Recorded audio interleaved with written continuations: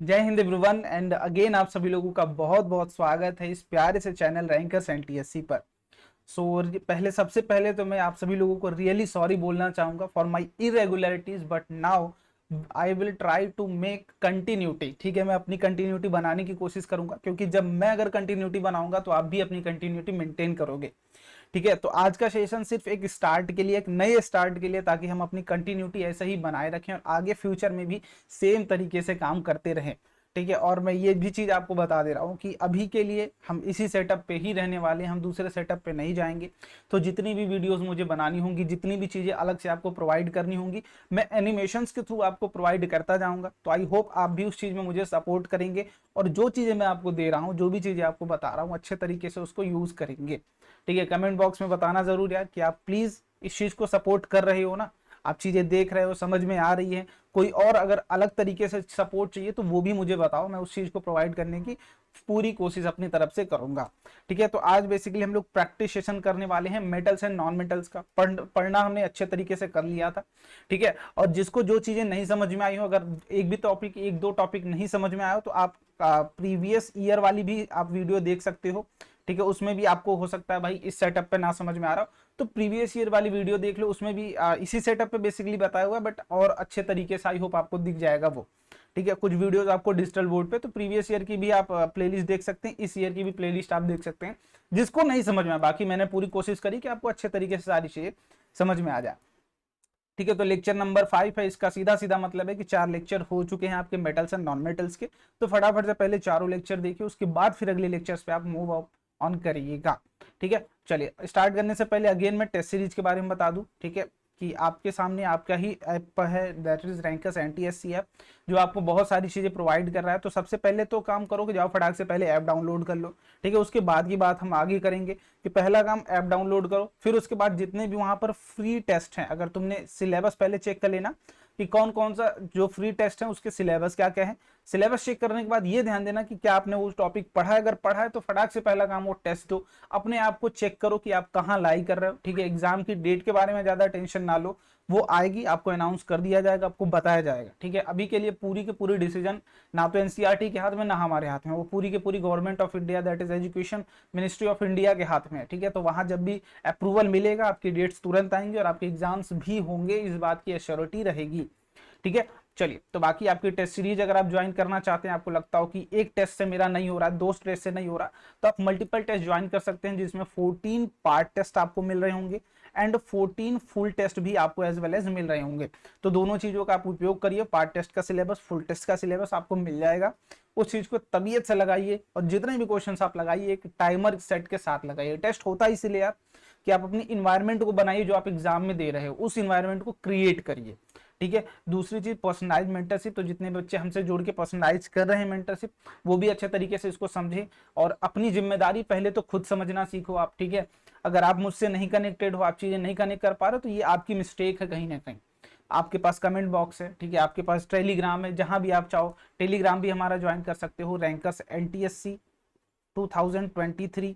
ठीक है, जिस ईयर को आप टारगेट कर रहे हो उस ईयर का आप टेलीग्राम ग्रुप ज्वाइन करो और फटाफट से आप जाके वहां पे जो भी चीजें पूछनी है टैग करके पूछो, जो भी चीजें पूछनी है, आपके दोस्त अच्छे अच्छे दोस्त वहां पर है, तो अच्छे तरीके से करिए। ठीक है, तो और कंपटीशन का माहौल क्रिएट करिए, एटलीस्ट ट्राई करिए। तो प्राइस आपके सामने है दोनों चीजों के, फटाफट से इसको डाउनलोड करके ऐप से ही आप ज्वाइन कर सकते हैं। ठीक है, और यहाँ पर बहुत सारी चीजें मैंने आपको बता रखी थी पहले ही, है ना। तो लीचिंग एक छोटा सा टॉपिक था, जो लीचिंग एक बच्चे को समझ में नहीं आया था, उसके बारे में छोटा सा यहाँ पे काम बता दे रहा हूँ। देखो, लीचिंग बेसिकली हम क्या करते हैं, केमिकल सेपरेशन का प्रोसेस है, ये बात आपको समझ में आ गई होगी। केमिकल सेपरेशन का सिंपल सा मतलब है क्या, कि भैया हम कुछ ना कुछ केमिकल में यहाँ मिला रहे होंगे उस चीज को निकालने के लिए। ठीक है, पहली बात कि केमिकल सेपरेशन है। केमिकल सेपरेशन क्या करता है भाई, हमारा काम सिंपल सा है कि हम कोई केमिकल मिला रहे होंगे, मिला के उसको निकालेंगे। अब केमिकल जो भी मिला रहे होंगे बेसिकली उसको हम क्या बोलते हैं, सॉल्वेंट बोलते हैं। ठीक है, जो हमारा मेजर ज्यादा क्वांटिटी में होता है हम उसे सॉल्वेंट बोलते हैं। तो जो भी हमारा यहाँ पर लीचिंग प्रोसेस हम करते हैं वो सॉल्युबिलिटी के बेसिस पर करते हैं। ठीक है, सॉल्युबिलिटी के बेसिस पर करते हैं कि सॉल्युबल है या नहीं है। जैसे मान लो मैंने कोई एक सब्सटेंस लिया ए, ठीक, मैं क्या कर रहा हूँ, कोई एक सॉल्वेंट लेके आ रहा हूँ। ठीक, मैंने कोई एक सॉल्वेंट लिया और कोई एक सब्सटेंस ए, और है हमारे पास ए। अब और से हम मेटल को एक्सट्रैक्ट करने वाले हैं। ठीक, तो हम क्या करेंगे, सॉल्वेंट में डाल देंगे। बट क्राइटेरिया क्या होगी कि ये जो ए होंगे वो क्या होंगे, सॉल्युबल होंगे, वो किस में घुल जाएंगे, इसमें। जिस भी मेटल को हम एक्सट्रैक्ट करना चाह रहे हैं, जिस भी मेटल को हम उससे निकालना चाह रहे हैं, एटलीस्ट वो उस सॉल्वेंट में डिजॉल्वेबल हो। या तो गैम वाला पार्टिकल हो, जो इम्प्योर पार्टिकल है वो डिजॉल्व हो जाए, या फिर जो हमारा डिजायर्ड पार्टिकल है वो डिजॉल्व हो जाए। तो दोनों में से कोई एक डिजॉल्व हो जाए ताकि हम उस सॉल्वेंट के थ्रू उसको बाहर कर लें। ठीक है, तो सिंपल सी बात है, सॉल्युबिलिटी के कारण हम क्या करते हैं, उस चीज को करते हैं। Leaching process is based on the solubility of ore on solvent. ठीक है, क्लियर बात, इतनी बात समझ में आई। अब इसके लिए हम जिसका एग्जांपल मैंने दिया था अभी भी वही बताऊंगा, बॉक्साइट एग्जांपल ले लो। Al2O3.2H2O, ये आपका जो ओर है, हम क्या करते हैं, इनसे निकालते हैं सिंपली। तो इसमें हम मिलाते क्या है, NaOH मिलाते हैं। ठीक, अब इसमें बहुत सारे आयरन के ऑक्साइड प्रेजेंट होते हैं, ठीक है, टेलेनियम के ऑक्साइड प्रेजेंट होते हैं। तो ये कुछ ऑक्साइड होते हैं जो प्रेजेंट होते हैं, हम क्या करते हैं, सिंपली इसको इसमें डाल देते हैं। ठीक, इन तीनों को डाल देंगे। ये इंप्योरिटीज हैं, ये क्या करते हैं, इस सॉल्वेंट में नहीं घुलते हैं। ठीक है, ये इस सॉल्वेंट में जबकि नहीं घुलते हैं। ठीक है, सॉल्वेंट में। जबकि एल्यूमिनियम क्या है, एल्यूमिनियम इज एम्फोटेरिक ऑक्साइड। ठीक है, ये एम्फोटेरिक ऑक्साइड होता है, बेसिक भी होता है, एसिडिक भी होता है। ये क्या है, बेस। जब बेस में आप इसको डालेंगे तो ये एसिडिक बिहेवियर दिखाता है अपना। ठीक, तो जब ये क्या करेगा, इसमें घुल जाएगा, जबकि ये दोनों लोग नहीं घुलेंगे। तो इनको जब नहीं घुलेंगे, इनको हम बाहर कर लेंगे और इसके बाद हमारा एल्यूमिनियम का मेटल मिल जाता है। ठीक है, तो हम क्या करते हैं, एल्यूमिनियम को यहाँ से निकाल लेते हैं। और बहुत सारे एग्जांपल्स हैं, आप देख सकते हो। ठीक है, बुक अगर आप खोलोगे तो दिख जाएगा आपको। ठीक है, तो ये बेसिकली छोटा सा प्रोसेस है। केमिकल लीचिंग क्या है, केमिकल सेपरेशन मेथड है, जिसमें हम एक सॉल्वेंट को मिलाते हैं। सॉल्वेंट का काम क्या होता है, डिजायर्ड मेटल को या फिर जो आपकी इंप्योरिटी मेटल है उसको डिजोल्व करके हटाना वहां से। ठीक है, सेम प्रोसेस, सिंपल प्रोसेस। जैसे आपको अगर पत्थर दे दिया जाए और पत्थर से मिट्टी निकालनी है तो आप क्या करोगे, पानी में घोल सकते हो। ठीक है, अगर पत्थर क्या करेगा, नीचे घुल जाएगा, मिट्टी जो होगी आपकी वो पानी में घुल जाएगी। ठीक, नीचे बैठ जाएगा पत्थर, तो आप पानी निकाल लो, पत्थर साफ हो गया आपका। तो सेम प्रोसेस यहाँ पर भी, सॉल्वेंट ऐसा डालो जिसमें डिजायर्ड मेटल क्या हो, सॉल्युबल हो। ठीक है, वो उसमें क्या कर जाए, घुल जाए। ठीक है, डिजोल्व हो जाए। बस उसके बाद उसको सेपरेट कर लो, बाकी अदर इम्प्योरिटी बाहर फेंक दो। क्लियर बात, चलिए आगे बढ़ते हैं। अब जितने भी क्वेश्चंस हैं, छोटे छोटे क्वेश्चंस हैं, फटाफट करते चलेंगे, ज्यादा समय नहीं लेंगे। मैं आपको दे रहा हूँ, प्रॉपर टाइम दे रहा हूँ। एक तरीके से स्टॉप कर लीजिए वीडियो को, फटाफट इसको ट्राई करिए। An element react with oxygen to give, देखो अब ये जितने भी क्वेश्चन मैं करवा रहा हूँ, इसके सबसे पहले मैं बोलूंगा कि आपको पूरी की पूरी रिएक्टिविटी सीरीज याद होनी चाहिए। ठीक है, रिएक्टिविटी सीरीज याद होनी चाहिए। क्यों याद होनी चाहिए, क्योंकि पूरे के पूरे चैप्टर में जो सबसे ज्यादा और इंपॉर्टेंट क्वेश्चंस बनते हैं वो रिएक्टिविटी सीरीज से ही लेके बनते हैं। ठीक है, आपको दे दिया जाएगा ये बहुत विग्रसली रिएक्ट कर रहा है, ये रिएक्ट करेगा हॉट वाटर से, कोल्ड वाटर से रिएक्ट नहीं करेगा, वो सब कुछ मैंने बताया हुआ है। अगर आप शॉर्ट नोट्स में अपने लिख के आओगे तो आपको समझ में आएगा कौन हॉट वाटर से रिएक्ट करता है, कौन कोल्ड वाटर से करता है, कौन नॉर्मल वाटर से करता है। अगर मैं सोडियम की बात आपसे पूछूं तो वो क्या हॉट वाटर से रिएक्ट करेगा या फिर कोल्ड वाटर से भी रिएक्ट करेगा, जैसा होगा कमेंट बॉक्स में बताओ। या फिर अगर मैं आयरन की बात करूं तो वो किससे डिजोल्व करेगा, गोल्ड की बात करूं तो वो किस वाटर से डिजोल्व करेगा। अगर एक बार मैं पूछ रहा हूं तो आपको एक बार में जवाब मुझे दे देना। अगर ये चीज आपके साथ हो रही है तो कहीं ना कहीं तब आपकी प्रिपरेशन बहुत अच्छी चल रही है। अगर आपको पन्ने पलटने की जरूरत पड़ रही है तो कहीं ना कहीं आप बहुत गद्दारी कर रहे हो अपने साथ, आप मिस्टेक कर रहे हो। ठीक है, आप चीजें रिवाइज नहीं कर रहे हो। एक बार पढ़ने से चीजें नहीं आती है। ठीक है, मुझे भी नहीं आती एक बार चीजें, मैं कुछ अगर पढ़ता हूँ चीजें तो एक बार में किसी को नहीं आती। आप मल्टीपल टाइम रिवाइज करिए उसको, चीजों को पढ़िए, पढ़ते समय पूरा कंसंट्रेशन रहे पहली बात, और पढ़ाई के बाद आप उसको एक बार रिवाइज कर लीजिए। ठीक है, और ट्राई किया करिए कि रैंडम रिवाइज करो। जैसे आपका दोस्त बैठा है बगल में तो उससे रैंडम ये सवाल पूछे, फिर उसको एक्सप्लेन करने की अपनी तरफ से कोशिश किया करिए। वो चीज काफी दिनों तक याद रहती है जब आप रैंडम किसी को एक्सप्लेन करते हैं। आप अगर रिवाइज करके सिंपली पढ़ के आगे बढ़ जाओगे तो वो फिर से आपको रिविजन की जरूरत पड़ेगी। बट रैंडम एक कॉन्सेप्ट के थ्रू कि आपसे कोई सवाल उस पर पूछे या फिर आप ही किसी से पूछ के उसको एक्सप्लेन करिए तो वो ज्यादा टाइम तक रहती है। ठीक है, चलिए सबसे पहला सवाल, an element react with oxygen to give compound with high melting point. बहुत बढ़िया, this compound is also soluble in water, the element is likely to be. अब देखिए पहले क्वेश्चन को समझने की कोशिश करिए। An element react with oxygen, oxygen से रिएक्ट कर रहा है, बहुत अच्छी बात है। ठीक है, to give with a high melting point, मान लीजिए कोई भी एलिमेंट है, ये किससे रिएक्ट कर रहा है, ऑक्सीजन से, और कोई एक एलिमेंट बना रहा है, यहाँ पर प्रोडक्ट बना रहा है जिसका क्या हाई मेल्टिंग पॉइंट है, हाई मेल्टिंग पॉइंट है। ठीक, तो एक बात अब ध्यान से यहाँ पर समझ लेना।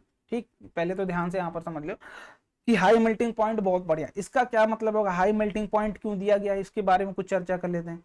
हाई मेल्टिंग पॉइंट क्या है, इसका मतलब कि ये जो कंपाउंड आप बना रहे हैं वो कैसा है, आयनिक कंपाउंड है। आपको पता होगा कि आयनिक कंपाउंड का मेल्टिंग पॉइंट, बॉइलिंग पॉइंट बहुत हाई होता है। क्यों? क्योंकि इलेक्ट्रोस्टैटिक अट्रैक्शन ऑफ फोर्स के कारण बना होता है, ठीक। ड्यू टू दैट इसकी जो मेल्टिंग पॉइंट है वो बहुत हाई होती है। यही रिजल्ट आपको बताने के लिए दिया गया था और यही क्वेश्चंस के थ्रू आप सीखेंगे कि हाई मेल्टिंग पॉइंट का सिंपल रीजन क्या गिवन है, क्योंकि ये आयनिक कंपाउंड है, ठीक। तो सिंपल सी बात, आयनिक कंपाउंड कौन बनाते हैं? ऑक्सीजन क्या है? नॉन मेटल है, ठीक। ऑक्सीजन क्या है? नॉन मेटल है, बहुत बढ़िया। तो ऑक्सीजन के साथ मिलना कौन चाहिए? तो मेटल मिलना चाहिए, तभी आयनिक कंपाउंड बनेगा। मेटल और नॉन मेटल मिलके ही बनाते हैं। तो ऑप्शन में चलिए, ये तो कैंसिल हो गया, कार्बन नहीं होगा, सिलिकॉन नहीं होगा, बचा आयरन एंड कैल्शियम। लड़ाई दो में हो गई, ठीक। अभी भी भाई दावेदार तो दो हैं, ठीक, अभी भी दावेदार दो हैं। तो क्या कौन जीतेगा इसकी बात करते हैं, ठीक है। चलिए आइए देखते हैं। तो कैल्शियम एंड आयरन, तो यहां तक की बात, दो ऑप्शन खत्म करने के लिए हाई मेल्टिंग पॉइंट दे दिया गया था, क्लियर है। आगे this is compound, this compound is also soluble in water, तो मतलब सॉल्युबल इन वाटर। अब देखो आयरन तो आपका वाटर में डिसॉल्व करता है या नहीं करता, इसीलिए मैंने पूछा था कि जब आप चीजें रिमेंबर रखोगे कौन से डिसॉल्व करते हैं कौन से नहीं डिसॉल्व करते हैं, तब आपको तुरंत आप ऑप्शन में चले जाओगे और इसको काट दोगे, क्योंकि आयरन डिसॉल्व नहीं करता। तो डिसॉल्व कौन करता है? कैल्शियम। या तो थोड़ा सा कॉमन सेंस भी आप यूज कर लो कि भैया हमारा लोहा रखे रखे ऐसा थोड़ी कि पानी में गल जाता है ना, ऐसा तो होता नहीं है ना, ऐसा तो होता नहीं भाई कि आपका पानी में रखे रखे लोहा गल जाता हो, ऐसा तो होता नहीं है ना। तो कौन बनेगा? Calcium will be the winner, ठीक है। कैल्शियम इस प्लेस पर आएगा और अपनी जगह एक्सीड करेगा, अपनी जगह को बनाएगा, ठीक।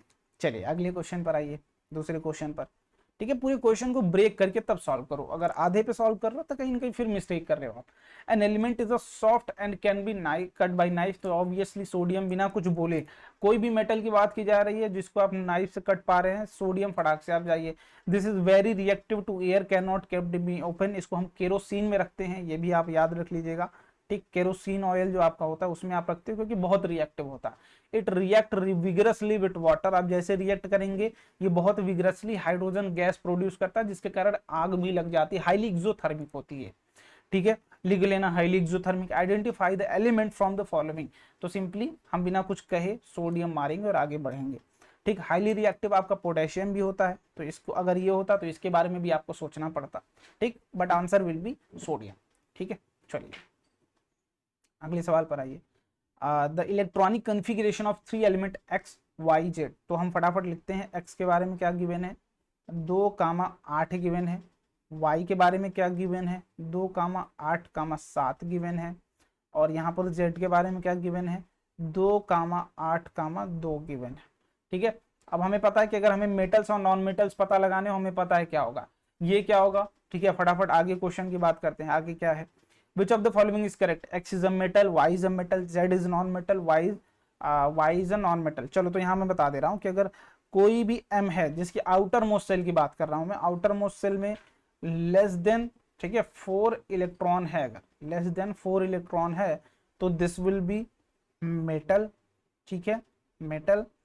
और M is similar equal to 4 electron है अगर, तो this will be metalloid, metalloid, ठीक। और M which is greater than 4 electron है तो this will be non metal.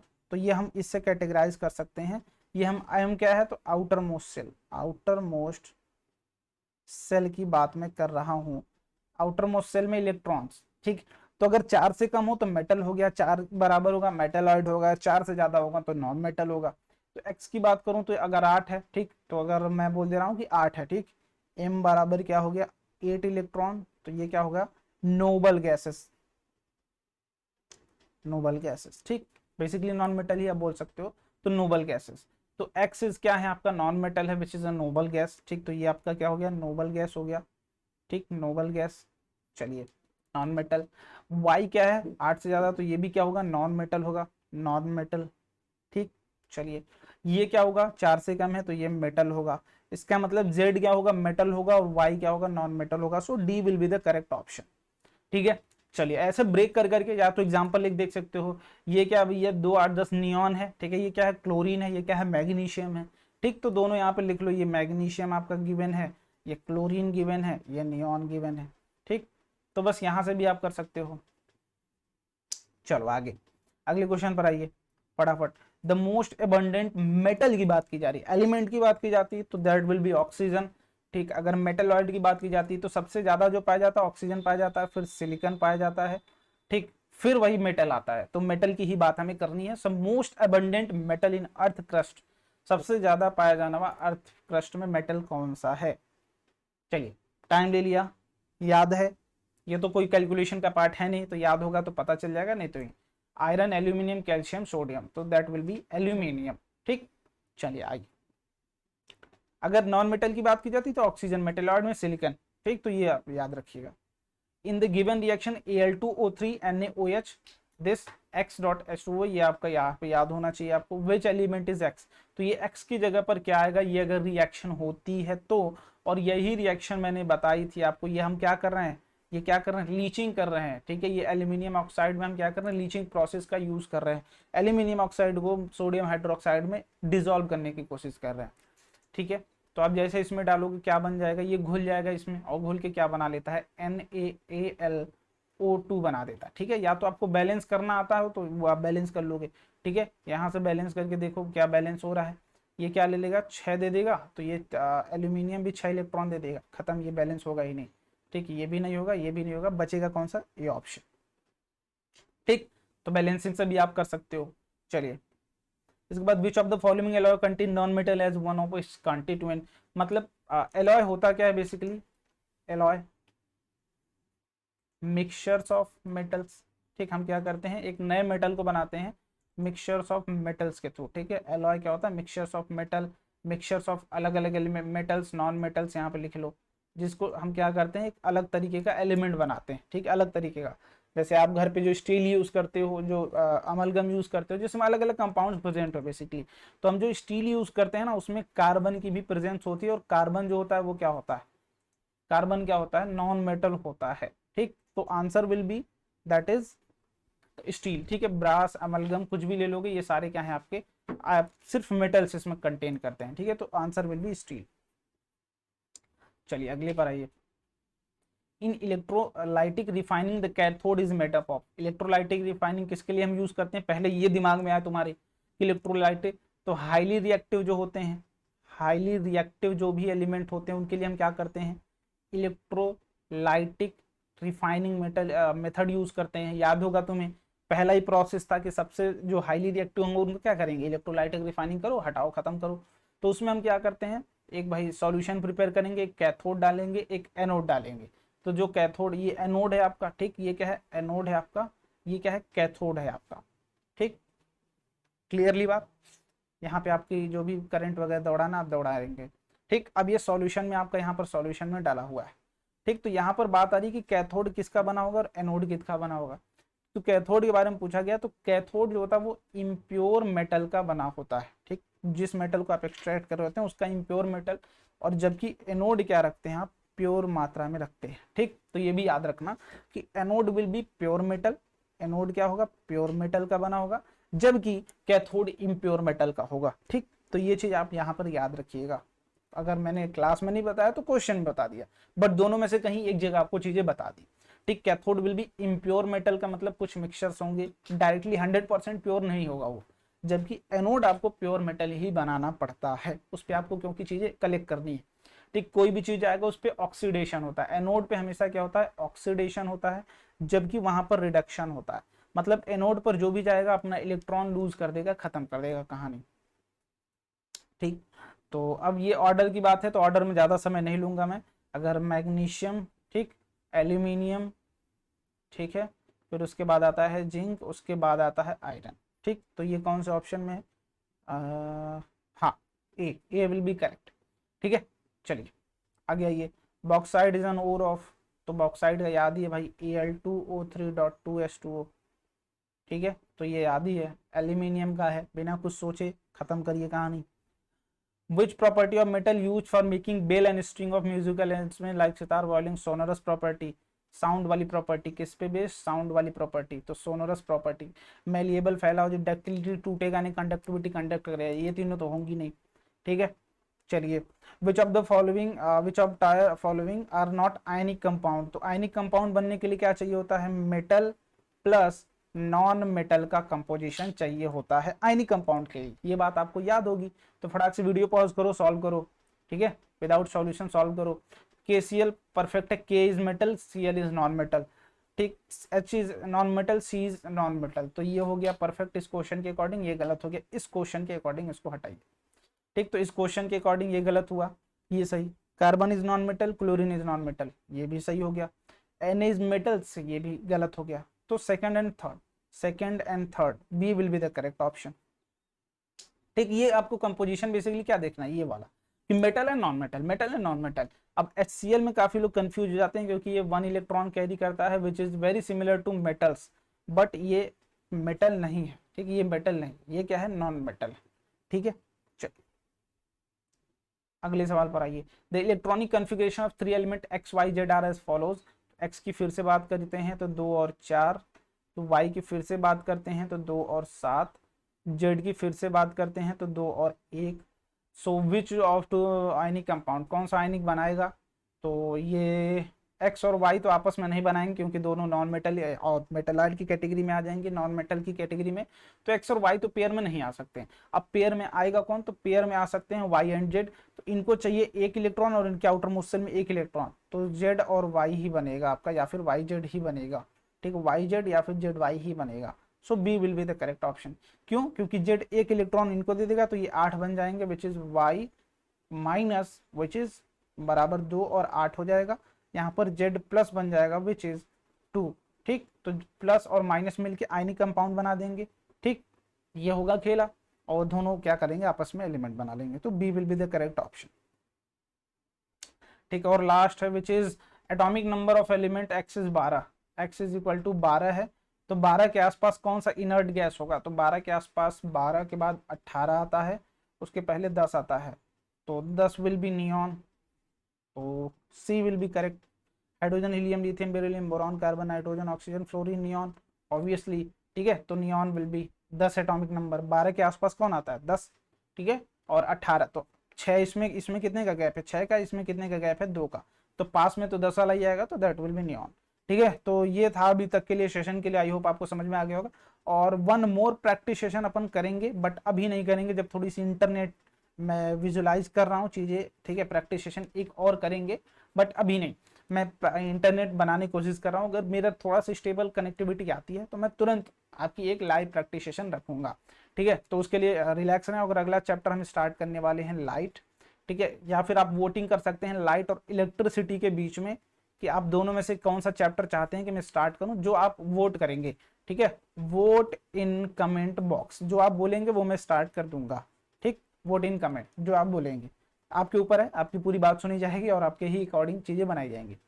ठीक है, चलिए तो मिलते हैं कल क्लास में। और be regular at the rate 7:30, और जब अगर आप प्रेजेंस दिखाएंगे तभी मैं अच्छे से और काम कर पाऊंगा। ठीक है, चलिए bye bye and thank you so much. Jai Hind.